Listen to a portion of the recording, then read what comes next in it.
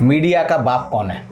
अडानी है, अंबानी है, सुभाष चंद्र है, यही तो कायम किए हुए हैं। हाँ। तो आप समझिए इनके तो आकाओं के पांव दबे हुए हैं। इन आकाओं को बचाने के लिए तो मोदी सरकार जो है, जो 56 मुस्लिम राष्ट्र हैं उनके खिलाफ बोल नहीं पा रही। हाँ। आप समझो मीडिया के जो बाप हैं, मीडियाओं को जो पैसा देते हैं, वो सारे के सारे जो है अडानी, अंबानी, रामदेव, आप इनके नाम देखो, हल्दीराम, जिनके ऐड आते हैं, जिनके लिए ये सारा प्रपंच रचा गया है, वो खुद फंसे हुए हैं। अडानी को कहना पड़ेगा अपने चैनलों को, भाई मेरा धंधा बंद हो जाएगा, तू अपना चैनल बंद कर ले।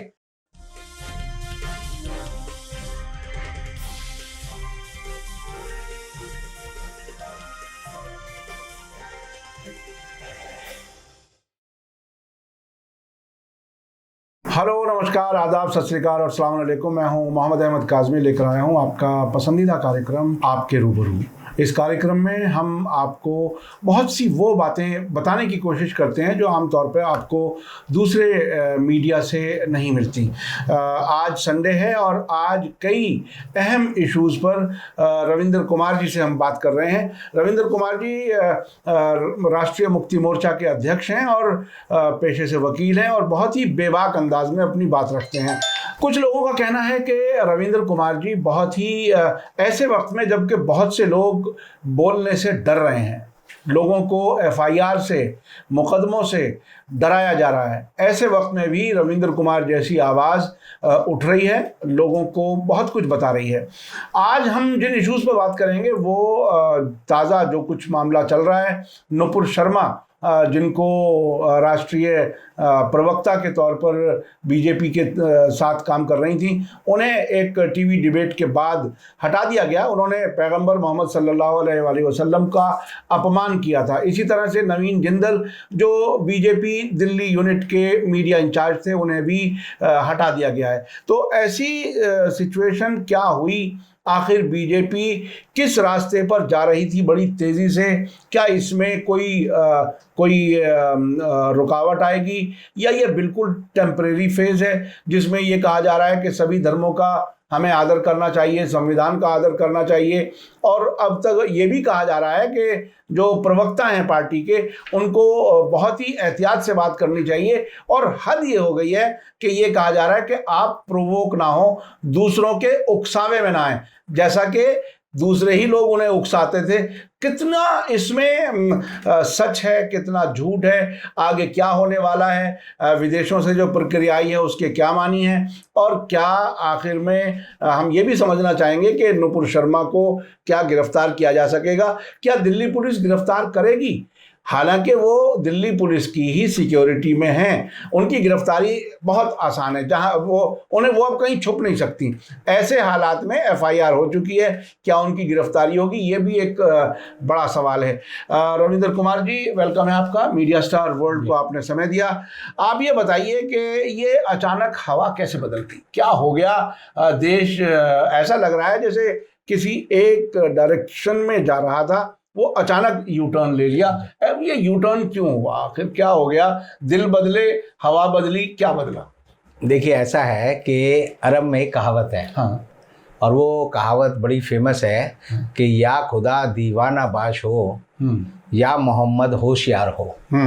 कि आप अल्लाह की तो बुराई कर सकते हैं, कह सकते हैं खुदा तेने मेरे साथ क्या कर दिया, तू कैसा है, मेरे साथ कैसा जुल्म कर रहा है, लेकिन मोहम्मद जो प्रॉफिट है उसके बारे में बोलते हुए आपको अपनी जबान पर लगाम रखनी चाहिए। तो ये अरबी की कहावत है, ये शायद आरएसएस के लोगों ने नहीं सुनी। जी। और नहीं सुनी तो उनसे इसलिए गलती हो गई। वो दिन रात जैसे मुसलमानों को गाली देते थे, उनको बदनाम करते थे, उनको उकसाते थे। तो उकसाते जो है, एक बार जिसे कहते हैं हिंदी में एक कहावत है, हंसी की खसी। हंसी की खसी का मतलब होता है अफरे।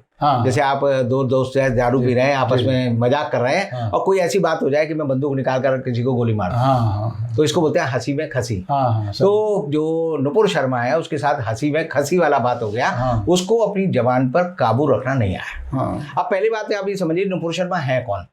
अभी भी लोग नहीं जानते। नुपुर शर्मा जो है एबीवीपी की कार्यकर्ता है। उन्होंने 2008 में दिल्ली विश्वविद्यालय का छात्र संघ का चुनाव लड़ा, और चुनाव लड़ने के बाद वो उसमें विजयी हुई और दिल्ली के अध्यक्ष बने, दिल्ली विश्वविद्यालय की। उसके बाद जो है नुपुर शर्मा के जो पैतरे हैं, जो उनको ट्रेनिंग दी गई जो आरएसएस ने दी और एबीपी ने दी, तो वो कहती है कि मैं भारतीय जनता पार्टी से पुरानी हूँ, क्योंकि एबीपी की स्थापना देश की आज़ादी के बाद 1949 में हुई थी और बीजेपी बनी 1982-81 में। तो इसलिए वो कहती है कि मैं आरएसएस की भी प्रवक्ता हूँ, एबीपी की प्रवक्ता हूँ, और एबीपी के जो प्रवक्ता होते हैं वो समझते हैं हम कानून से ऊपर हैं, क्योंकि उनको यही ट्रेनिंग दी गई है। अब नुपुर शर्मा की अगर पुरानी क्लिपिंग आप देखें तो एक क्लिपिंग तो आती है जब उसने जो है SCR जिलानी, जो कि संसद में हमले में एक प्रोफेसर थे दिल्ली यूनिवर्सिटी के, जाकिर हुसैन कॉलेज के, जो दोषी बनाए गए थे, बाद में उन्हें बरी कर दिया गया था हाई कोर्ट से भी और सुप्रीम कोर्ट से। तो नुपुर शर्मा वो लड़की है जो सबसे पहले रोशनी में जब आई, जब उसने, जो जिलानी है, उन्होंने कॉन्फ्रेंस की डेमोक्रेसी, फासिज्म, इन चीज़ों को लेकर दिल्ली विश्वविद्यालय, तो इन्होंने वहां पर जाकर हुड़दंग किया, दंगा किया और जिलानी के मुंह पे थूका। अच्छा। और जिलानी के मुंह पे थूका ही नहीं, बल्कि उसे घमंड से बताया कि हम थूकते हैं, ये करते हैं, सारी बात बताई। और जब टाइम नाउ एक चैनल जो था उस समय में, उसने जब उसमें डिबेट में जब ये गई, तब इसने बड़े आराम से कह दिया कि ये जो थूकने वाला आदमी हमारा नहीं है, बाकी हम थे। यानी अगर आप किसी आंदोलन का, किसी मोर्चे का, किसी भी चीज़ की शुरुआत करते हैं, तो आप उसमें जो सबसे घटिया हरकत होती है उसकी बदनामी से कैसे दूर हो सकते हैं। अब नुपुर शर्मा के बारे में दूसरी बात देखेंगे तो उसका दूसरा एक देखेंगे रिपब्लिक भारत में, वो भी वही चैनल उसी आदमी का है जो टाइम नाउ में उस समय एडिटर था। तो उसने जो है, उसमें जब ये नुपुर शर्मा गई तो उसने, जो आजम खान का वकील है, जो सीनियर एडवोकेट था, उसको अपनी लाइव डिबेट में कहा कि तू जो है बुढ़ा है, तेरा दिमाग खराब हो गया है, तेरे को नहीं पता तेरे को क्या पीना है, पीने की हरकत नहीं है। और उसने कम से कम 20 बार उसको कहा कि तू बुढ़ा है, बुढ़ा है, बुढ़ा है। यानी कि सीनियर एडवोकेट से बात करने का तरीका जो है, आरएसएस ने हमेशा सिखाया है कि जब भी आप बहस में जाओ, सामने वाले को चित करने के लिए एक ही बात याद रखो, ऑफेंस इज बेस्ट डिफेंस। पढ़ो, बदतमीजी पे उतारा, बदतमीजी क्या, ऐसी बदतमीजी करो जिससे सामने वाले का जो ब्लड प्रेशर है वो 270 पे पहुंच जाए। और जो है, और जो एंकर होते हैं वो तो होते इनके साथ हैं। वो तो एंकर को आप समझिए पंच नहीं है, वो मॉडरेटर नहीं है, वो जो है आरएसएस के ही प्रवक्ता है। बिल्कुल हड़काने भड़काने का काम पूरा करते हैं। हर काम वो करते हैं। वो ऐसे, यानी आप अगर आज तक की लीड देखोगे तो वो कांग्रेस को ऐसे करते हैं जैसे कांग्रेस आज तक के खिलाफ चुनाव लड़ रही है। टाइम नाउ ऐसे बताएगा जैसे नोविका कुमार के खिलाफ कांग्रेस चुनाव लड़ रही है। इसी तरह जो दूसरे चैनल है, GTV वगैरह, वो तो इतने सड़े हुए चैनल है कि उनको देखने के बाद अगर आदमी अपनी बीवी को रोज रात को नहीं पीटता तो समझो कि उस पर जो है वो चौधरी जो भाषण देता है उसका असर नहीं पहुंच रहा। यानी कि ये लोगों में, देश में बदअमनी फैलाते हैं, बदनीयती फैलाते हैं और बदजुबानी करते हैं। तो पूरे देश में ऐसा एक वातावरण नुपुर शर्मा ने बना दिया। अब नुपुर शर्मा जिस चैनल पे गई तो वहां पर जो रूबिका लियाकत है, तो रूबिका लियाकत भी बड़ी एक, आप समझो, रणचंडी है। वो ऐसी लड़की है जिसकी मैं एक वीडियो देख रहा था 14 मार्च की, आप भी देखना। उसमें वो कश्मीर के एक सुरेंद्र कॉल करके एक विद्वान था, उसको कहती है आप AK-47 क्यों नहीं उठाते, आप अपने चारों ओर बम क्यों नहीं बांध देते और उनको फोड़ क्यों नहीं देते। यानी इस पे UAP लगना चाहिए। और भारत सरकार अंधों की तरह बैठी हुई है, कान में जो है उंगली घुसेड़ रखी है। तो शो में ये बात उसने कही नुपुर शर्मा ने प्रॉफिट के बारे में। अब जो बात कही उसको वो डिफेंड करे ना करे वो अलग बात है, लेकिन जो मैंने पहली कहावत बताई कि या खुदा दीवाना बाश हो या मोहम्मद होशियार हो, वो ये भूल गई। जी। तो अच्छा, इसमें एक तो ये बात साफ हो गई आपकी इस अब तक की बात से कि जब तक मुसलमानों को बुरा भला कह रहे थे तब तक गाड़ी चल रही थी। बिल्कुल। अब ये इस्लाम के बिल्कुल बुनियादी उस पर और प्रॉफिट मोहम्मद पर इन्होंने ऐसी बात की, तो इसमें जाहिर है पूरी दुनिया का रिएक्शन आना था। अब वो जो रिएक्शन आया वो इतना दिलचस्प है कि इसमें भी दो किस्म के रिएक्शन हैं मुस्लिम मुल्कों के भी, जो मैंने असेस किया है। एक तो वो हैं जिन्होंने, 3 मुल्क हैं जिन्होंने एम्बेसडर्स को कॉल किया, जिसमें कतर, कुवैत, ईरान, और कुछ दूसरे मुल्क हैं जिनके इजराइल से ताल्लुकात अच्छे हैं, यानी बीजेपी से ताल्लुकात अच्छे हैं, यानी मोदी से ताल्लुकात अच्छे हैं, अंडरग्राउंड मिले हुए। उन्होंने बीजेपी की तरफ से इन 2 लोगों के खिलाफ जो कार्रवाई की उसको भी अप्रिशिएट किया। तो ये अप्रिसिएशन ऐसे वक्त में, और सब चीजें भूल जाना, पिछले 8 साल में कितनी मॉब लिंचिंग हो चुकी, कितने लोगों को मुसलमान समझ के हिंदुओं को मारा जा चुका, कितने लोगों के खिलाफ बेहुदा इल्जामात लगाए जा कितनी चुके, मस्जिदों पे बुलडोजर चला दिए। मस्जिदों पे बुलडोजर हो चल चुका। और मैं तो कभी कभी अब इस हद तक भी महसूस करता हूँ, दर्शक शायद महसूस करते हो, सबसे घटिया जो जो अपराध माना जाता है, जो आरोप माना जाता है, वो किसी फीमेल के साथ छेड़छाड़ करना। कोई भी शरीफ आदमी अपना नाम उसमें नहीं लाने देना चाहता। उस हद तक भी इस्तेमाल किया जाता है मुसलमानों को। बिल्कुल, दाढ़ी देखी और कपड़े देखे, जो कपड़े देने का फॉर्मूला तो मोदी जी बता ही चुके हैं। बिल्कुल, कपड़ों से पहचानने की बात है। तो ऐसी हालत में ये जो ओवरऑल रिएक्शन है, इसको आप किस तरह से देख रहे हैं? क्या है यानी क्या वाकई बीजेपी की इस सरकार को परेशानियों से गुजरना पड़ेगा या ये सिंबॉलिक है? देखिए, आपने सिंबॉलिक की बात की तो मुझे जब भी ये हरकत में देख रहा हूँ सारी, तो मुझे एक वॉल्ट डिज्नी का वो आता है टॉम एंड जेरी शो। बचपन में भी मैं भी देखता था, सब बच्चे देखते हैं, बड़ा लोकप्रिय है कार्टून चैनल की तरह। तो उसमें एक टॉम होता है और एक जेरी होता है। तो टॉम जो है हमेशा जेरी को परेशान करता है। अगर आप इसको राजनीतिक रूप से अगर देखें तो टॉम जो है बीजेपी है, वो कहती है हम 100 करोड़ लोग हिंदू हैं। तो टॉम जो है मुसलमानों को परेशान करता है, हमेशा उसको परेशानी करता है। और जब वो परेशानी करता है तो करते करते हमेशा हम देखते हैं कि जब जेरी जो गिर जाता है तो उसकी मदद के लिए, जैसे हम कहते हैं कि भगवान विष्णु आए सुदर्शन चक्र लेकर, तो टॉम एंड जेरी शो में वो जो है एक बुलडॉग होता है जिसका नाम स्पाइक है।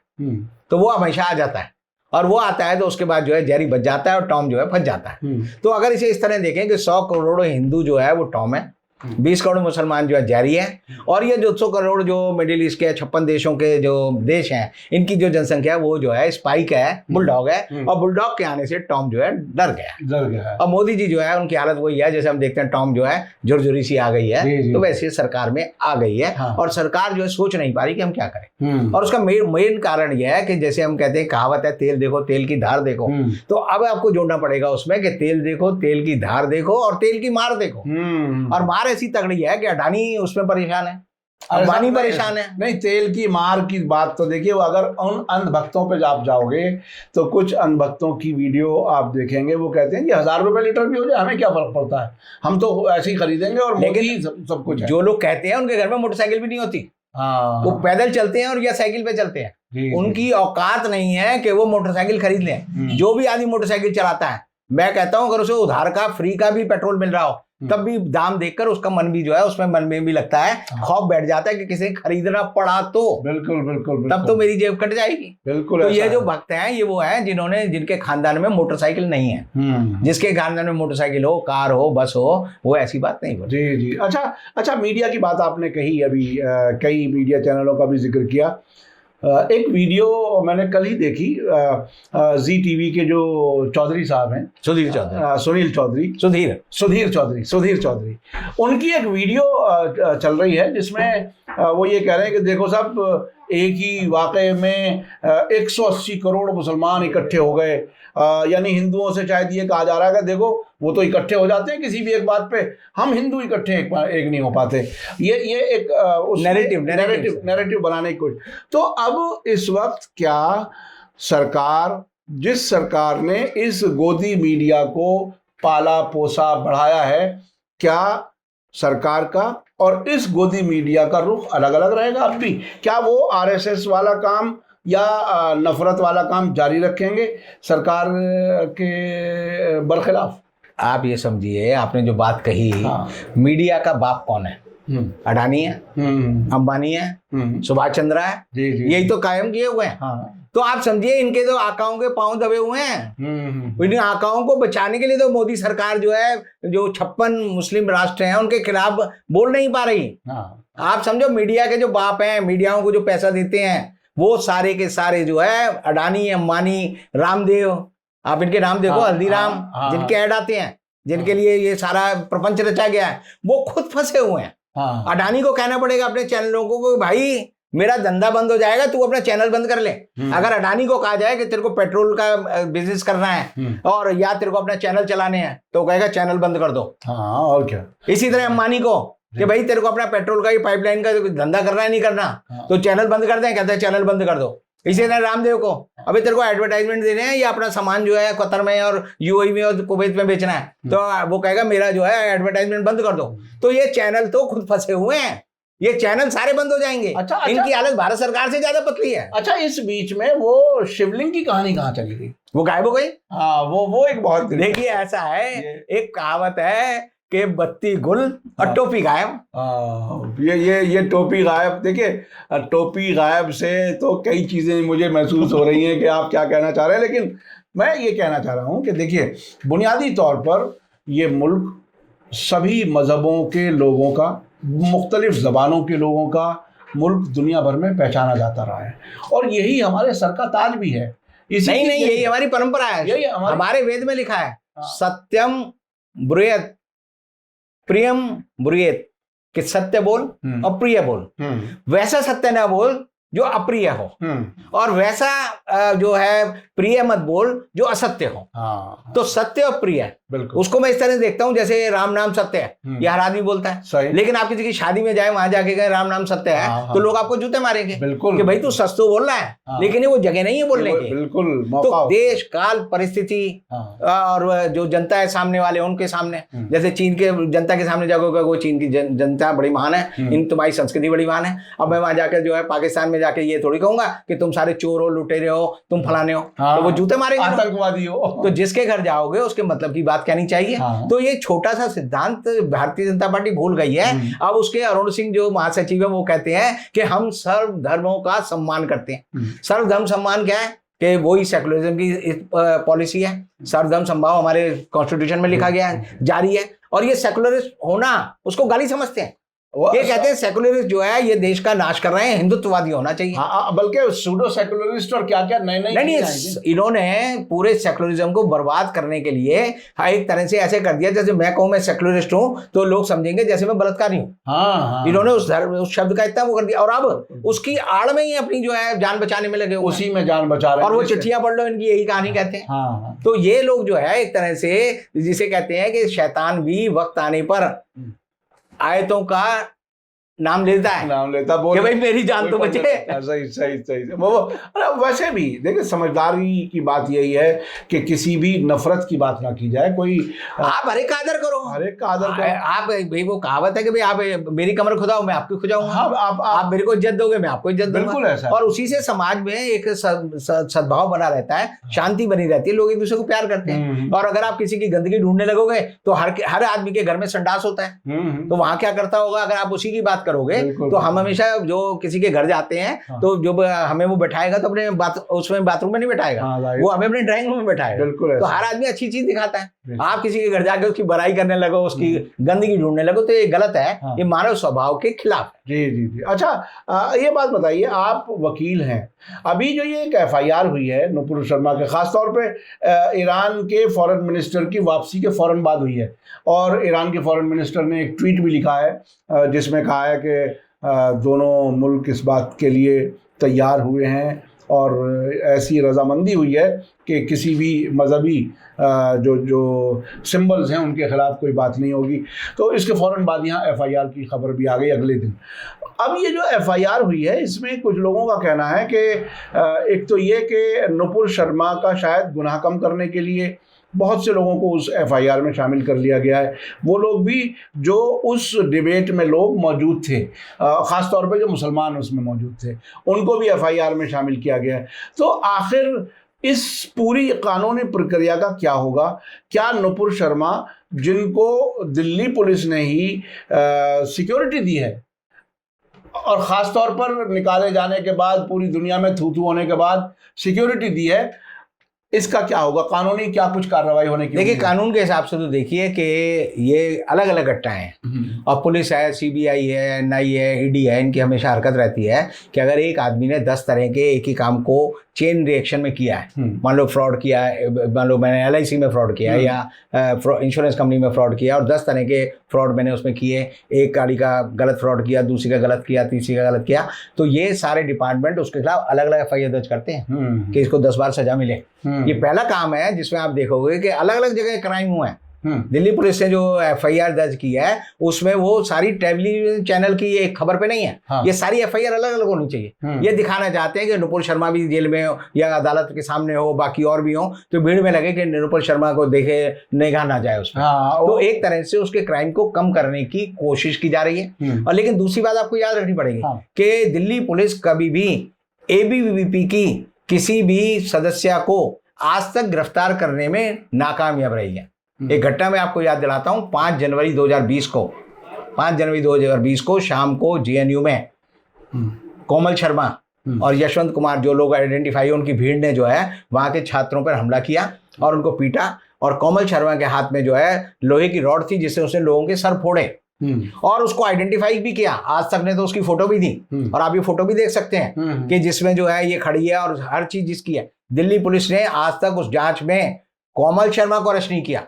तो मैं उस दावे के हिसाब से कह सकता हूं कि ना ये कोमल शर्मा को अरेस्ट करेंगे और ना ये नुपुर शर्मा को अरेस्ट करेंगे, और अगर इन्हें अरेस्ट करना पड़ेगा तो दोनों को करेंगे। तो दिल्ली पुलिस एक तरह से केंद्र सरकार के अंतर्गत आती है। केंद्र सरकार जो है हमारे यशस्वी जो गृह मंत्री हैं अमित शाह, उनके करीब आती है। और उनके बारे में नुपुर शर्मा ने कहा ही है कि भाई मेरे को जो है प्रधानमंत्री कार्यालय का पूरा संरक्षण प्राप्त है, मुझे जो है हमारे जो गृह मंत्री हैं अमित शाह उनका संरक्षण प्राप्त है। उसने कहा कि हमारे जो JP नड्डा है उनका संरक्षण प्राप्त है, और जो महाराष्ट्र के पूर्व मुख्यमंत्री रहे हैं देवेंद्र फडणवीस, उनका पूरा संरक्षण प्राप्त है। तो ऐसी हालत में समझिए कि एक तरह से ये चारों नुपुर शर्मा को संरक्षण देने के दोषी हैं। इनके खिलाफ 120B में भी मुकदमा होना चाहिए। मोदी जी का भी नाम FIR में आएगा, अमित शाह का भी आएगा, आप देखिए नड्डा का भी आएगा, और देवेंद्र फडणवीस का भी आना चाहिए अगर जांच सही हो। अरे सब प्राइम मिनिस्टर के खिलाफ तो FIR पाकिस्तान में तो हुई है अभी पिछले दिनों, मैंने खुद कराई है। मैंने हमारे जो प्रधानमंत्री थे PV नरसिम्हा राव, उनके खिलाफ GMM-MP ब्राइबरी केस में मैंने FIR दर्ज कराई। मेरी FIR पे मैं उस पर कंप्लेनेंट हूँ और उसमें उन्हें 3 साल की सजा हुई।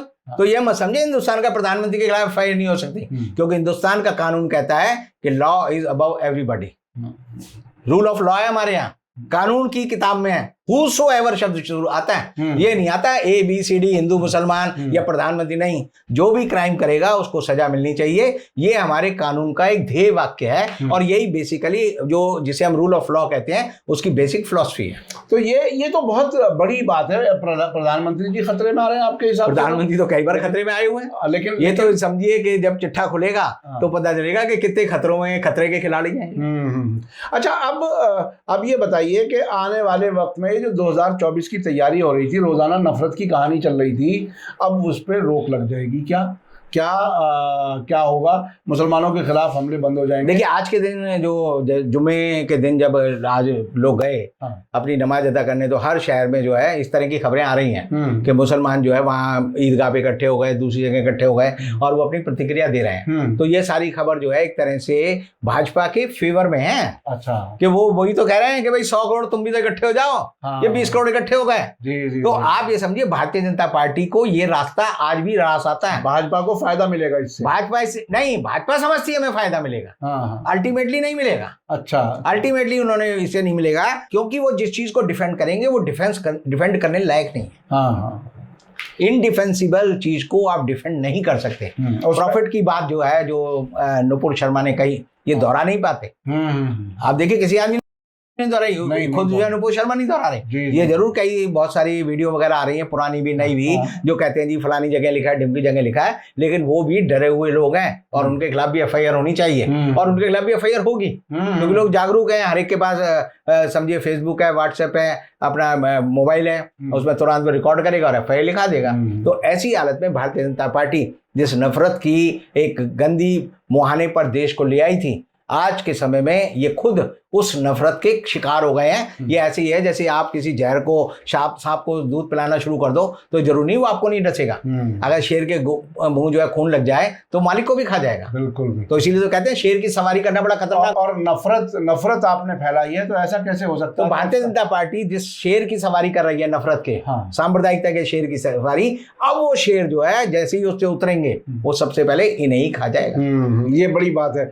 रविंद्र कुमार जी, बहुत बहुत शुक्रिया, आपने हमें वक्त दिया और बहुत ही बेबाक अंदाज में जो बात आपने आखिर में कही कि ये जो नफ़रत का शेर है जिस पर बीजेपी सवारी कर रही है यही इनको खा जाएगा। नफ़रत से, दुश्मनी से कहीं कोई तरक्की, कोई अच्छाई होती हुई दुनिया में हमने कभी नहीं सुनी।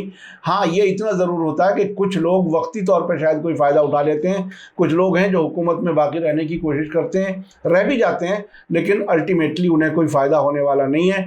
इस वक्त पूरे देश में जिस तरह से इसकी वजह से न सिर्फ देश में बल्कि विदेशों में भी जो भारतीयों का जो मान गिरा है वो हमारे लिए बहुत ही बड़ा नुकसान है और उस नुकसान से उबरने में नहीं मालूम कितना वक्त लगेगा और उससे जो माली नुकसान हो रहा है, कारोबारी नुकसान हो रहा है, वो भी हमें बहुत दिन तक भुगतना पड़ेगा। ऐसे वक्त में जबकि पहले ही बेरोज़गारी और महंगाई 7वें आसमान पर है, ऐसे वक्त में ये और मुसीबत नुपुर शर्मा के ज़रिए आई। लेकिन जैसा कि आपने कहा कि ये नफ़रत फैलाने वाले लोगों को ही नुकसान पहुंचेगा।